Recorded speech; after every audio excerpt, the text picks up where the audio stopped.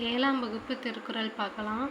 அணுவை துளைத்து ஏழ் கடலை புகட்டி குறுக தெளித்த குறள் அப்படின்னு திருக்குறளின் பெருமையை ஔவையார் போற்றுகிறார். அழுக்காராமை அப்படிங்கிற அதிகாரம் அறத்துப்பால் இளறவியல்ல இருக்கு. ஒழுக்காரா கொள்க ஒருவன் தன் நெஞ்சத்து அழுக்காறு இல்லாத இயல்பு. இதோட பொருள், ஒருவன் தன் நெஞ்சில் பொறாமை இல்லாத குணத்தையே ஒழுக்க நெறியாக கொண்டு வாழ வேண்டும். அடுத்து, அவ்விய நெஞ்சத்தான் ஆக்கமும் செவ்வியான் கேடும் நினைக்கப்படும். பொறாமை கொண்டவனுடைய செல்வமும் பொறாமை இல்லாதவருடைய வறுமையும் சான்றோரால் ஆராயப்படும்னு சொல்லியிருக்காங்க. அடுத்து, புறங்கூறாமை அதிகாரம் அறத்துப்பால் இளறவியல்ல இருக்கு. கண்ணின்று கண்ணற சொல்லினும் சொல்லற்க முன்னின்று பின்னோக்கா சொல். அதாவது, ஒருவருக்கு நேர் நின்று கடுமையான சொற்களை சொன்னாலும் சொல்லலாம், ஆனால் அவர் இல்லாத போது புறங்கூறுதல் கூடாதுன்னு சொல்லியிருக்காங்க. அடுத்து, ஏதிலார் குற்றம் போல் தம் குற்றம் காண்கிற்பின் தீதுண்டோ மண்ணும் உயிருக்கு. பிறருடைய குற்றத்தை காண்பது போல தன்னுடைய குற்றத்தையும் காண்பவருடைய வாழ்வில் துன்பம் இல்லை அப்படின்னு சொல்லியிருக்காங்க. அடுத்ததா, அருளுடைமை அதிகாரம் அறத்துப்பால் துறவரவியல்ல இருக்கு. அருள் செல்வம் செல்வத்துள் செல்வம் பொருள் செல்வம் பூரியார் கண்ணும் உள.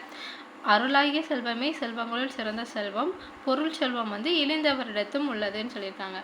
அடுத்து, வலியார் முன் தன்னை நினைக்கதான் தன்னின் மெலியார் மேல் செல்லும் இடத்து. அப்படின்னா, ஒருவர் தம்மை விட மெலிந்தவரை துன்புறுத்தும் போது தம்மை விட வலிமை உடையவரின் முன் தான் அஞ்சு நிற்கும் நிலையை எண்ணி பார்க்க வேண்டும் அப்படின்னு சொல்லியிருக்காங்க.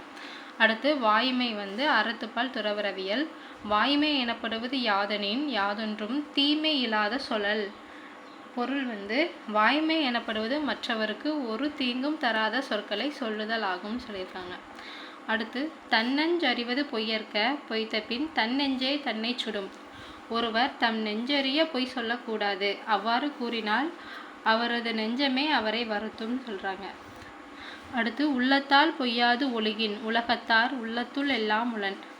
உள்ளத்தில் பொய் இல்லாமல் வாழ்பவர் உலகத்தார் உள்ளங்களில் எல்லாம் இருப்பவர் ஆவார் அப்படின்னு சொல்லியிருக்காங்க. அடுத்து, இறைமாட்சிங்கிற அதிகாரம் பொருள்பால் அரசியல்ல இருக்கு. இயற்றலும் ஈட்டலும் காத்தலும் காத்த வகுத்தலும் வல்லதரசு. அதாவது, பொருள் வரும் வழிகளை அறிதலும் அவ்வழிகளில் பொருட்களை சேர்த்தலும் சேர்த்த பொருளை பாதுகாத்தலும் காத்த பொருளை பயனுள்ள வகையில் திட்டமிட்டு செலவிடுதலும் சிறந்த அரசின் செயல்கள் அப்படின்னு சொல்றாங்க.